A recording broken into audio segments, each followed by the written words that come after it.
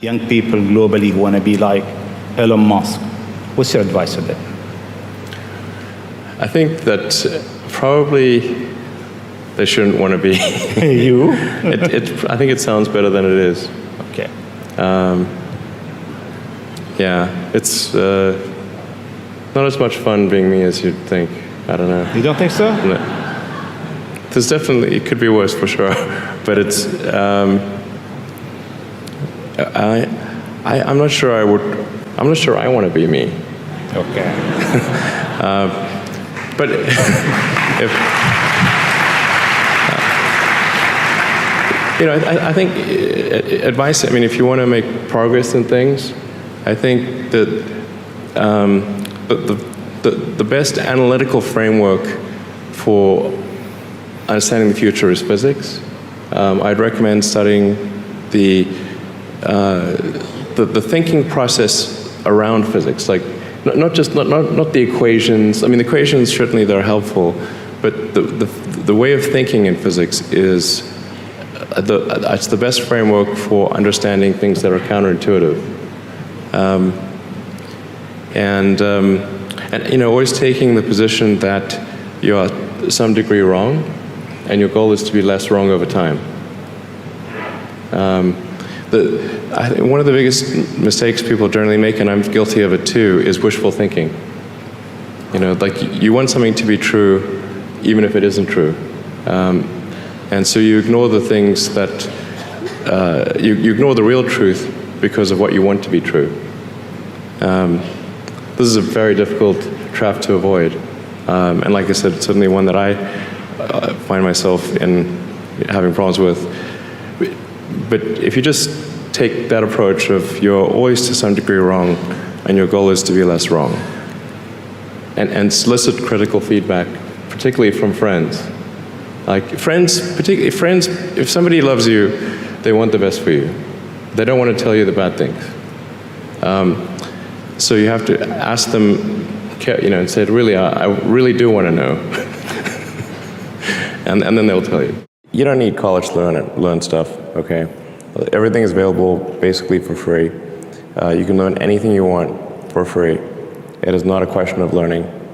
There is a value that colleges have, which is like, seeing whether can somebody work hard at something, including a bunch of sort of annoying homework assignments, and still do their homework assignments, and kind of soldier through and get it done.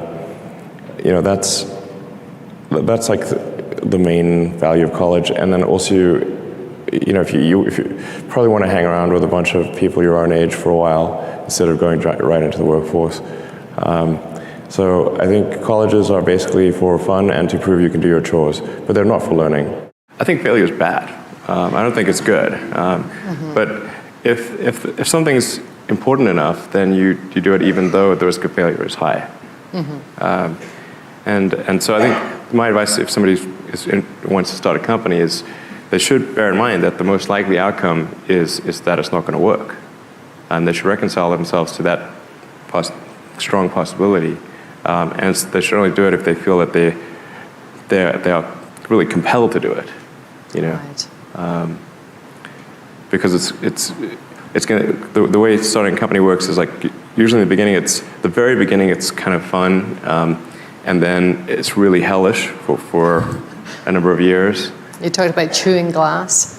Yeah, there's a friend of mine who's a successful entrepreneur, and started actually his career around the same time as I did. And he has a good phrase. His name's Bill Lee. He said, "Yeah, starting a company is like eating glass and staring into the abyss." And you agree with that? Generally true. Yeah. And if you don't eat the glass, you're not going to be successful. Do something new. You have to apply the physics approach. Well, we have a lot of good people at SpaceX. That a lot of really talented people. In fact, I wonder, like, sometimes how we can make use of their talents in the best way, because I think we're often not using their talents in the best way.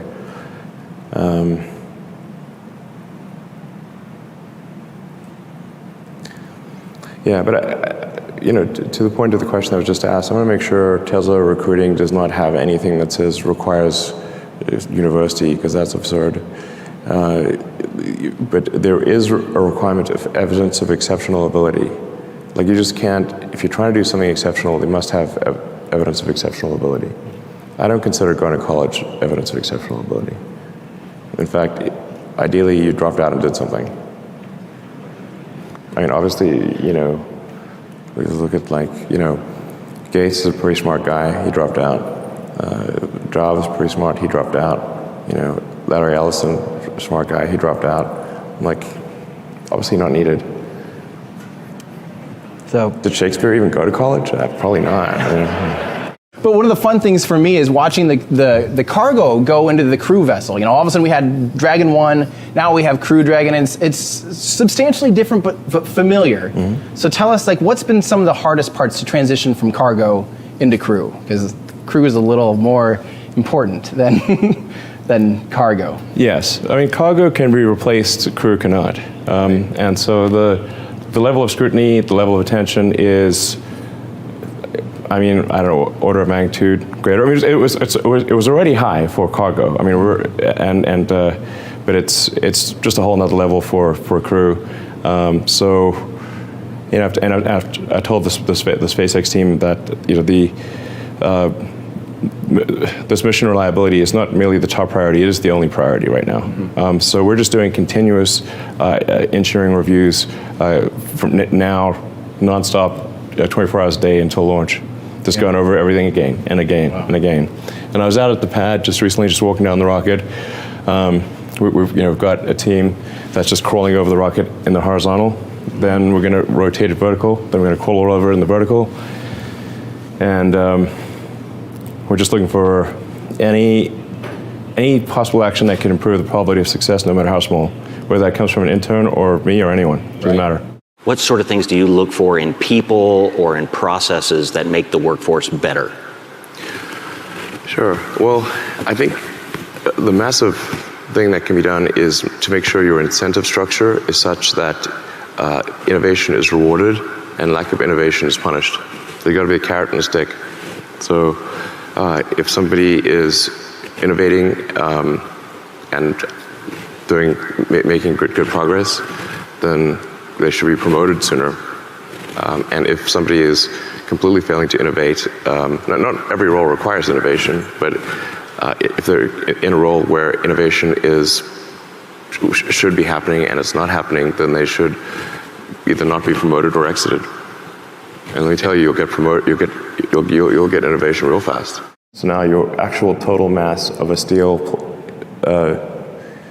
reusable steel spacecraft is less than that of the most advanced carbon fiber vehicle you could possibly imagine. Yeah. Wow. But this happened by accident, by the way. This may sound like some great insight, but it actually happened because we were moving too slowly on composite. And I was like, we cannot move this slowly or we'll go bankrupt. So just do this with steel. So the design has to be focused on problem solving, otherwise you're going to spend too much time trying to figure it. You don't start with Yeah, I'm like sort of taking to management by rhyming. If the schedule is long, your design is wrong. Right. This is very true. It's good point. Yes. Advice I'd give to people starting companies, to entrepreneurs in general, is really focus on making a product that your customers love. Yeah. It's so rare that you can buy a product and you love the product when you bought it. There are very few things that fit into that category. And if you can come up with something like that, your business will be successful for sure. Tesla really faced a severe threat of death due to the Model 3 production ramp. Essentially, the company was bleeding money like crazy, and just if we didn't solve these problems in a very short period of time, we would die. And it was extremely difficult to solve them. How close to death did you come? Within single-digit weeks. 22 hours a day, or how many hours? I was working, so 7 days a week, sleeping in the factory. I worked in the paint shop, general assembly, body shop. You ever worry about yourself imploding? Like it's just too much? Absolutely. No one should put this many hours into work This is not good. And people should not work this hard. They should not do this. It's very painful. Painful in what sense? It hurts my brain and my heart. It hurts. This is not recommended for anyone. I just did it because if I didn't do it, then good chance Tesla would die. The real way I think you actually achieve intellectual property protection is by innovating fast enough.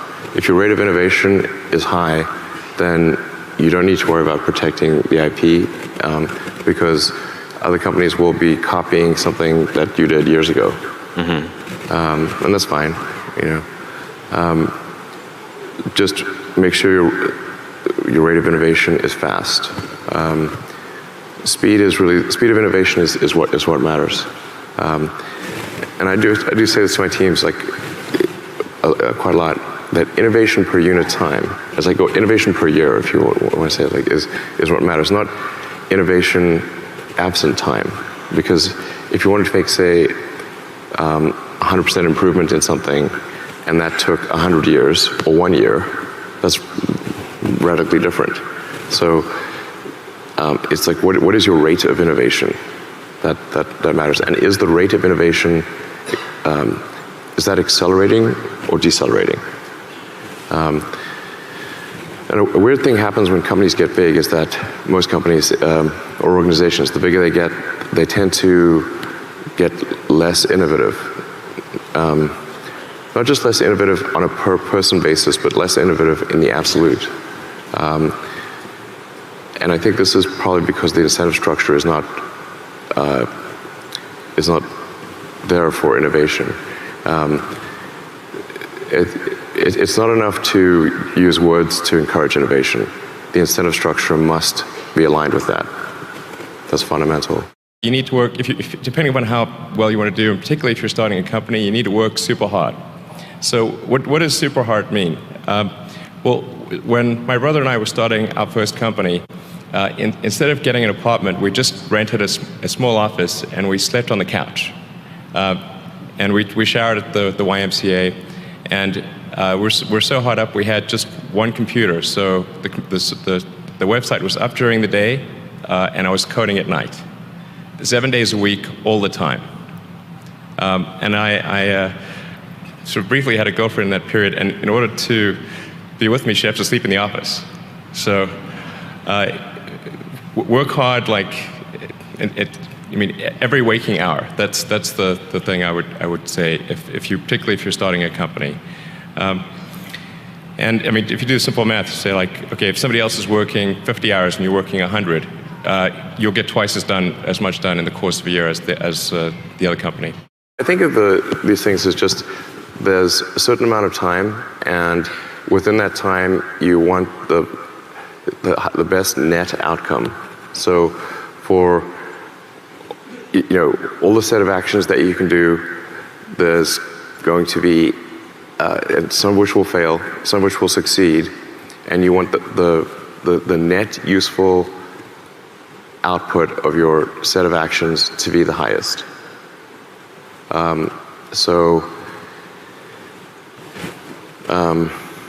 mean, to use a baseball analogy, baseball, they don't let you just sit there and wait for the perfect pitch until you get a real easy one. They can give you 3 shots. And on the third one, they say, okay, and they get off they go back to put somebody else up there. So your 3 strikes on baseball, not on bat anymore. So what you're really looking for is what's the batting average? How you doing on score, and just there's going to be some amount of failure, but you want your net output, net useful output to be maximized. Failure is essentially irrelevant unless it is catastrophic. Don't just follow